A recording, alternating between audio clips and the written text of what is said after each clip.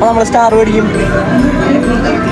പിന്നെ ഒന്നും നോക്കില്ല, നമ്മൾ സ്റ്റാർ മേടിക്കാനെ മേടിക്കുമ്പോൾ തൃശ്ശൂർക്കാർക്ക് നമുക്ക് എന്നും വെറൈറ്റി പുതിയ സ്റ്റാറുകളും ന്യൂ റൈവൽസൊക്കെ കാണണമെന്നുണ്ടെങ്കിൽ നമ്മുടെ പുത്തമ്പള്ളിയിൽ എവിടേക്ക് പോയാലേ നമുക്ക് സമാനം ഉണ്ടാവുള്ളൂ. അപ്പം നമ്മുടെ ചെക്കനും കിടാവും പറഞ്ഞ പോലെ നമ്മളങ്ങോട്ട് കിടച്ചു. പുതിയ മോഡൽസൊക്കെ അടിപൊളി കിട്ടില്ല സാധനങ്ങളൊക്കെ വന്നിട്ടുണ്ട്. നമ്മൾ സ്റ്റാർ കണ്ടിട്ട് അന്തപ്പെട്ട് മറ്റേ കുന്തം വിഴിങ്ങണായി ഏത് മേടിക്കണം എന്നുള്ള കൺഫ്യൂഷനായിരുന്നു. അത്രയധികം സാധനങ്ങളൊക്കെ നമ്മുടെ അവിടെ വന്നിട്ടുണ്ട്. സ്റ്റാറുകളൊക്കെ വെറൈറ്റി സാധനങ്ങളൊക്കെ വന്നിട്ടുണ്ട്.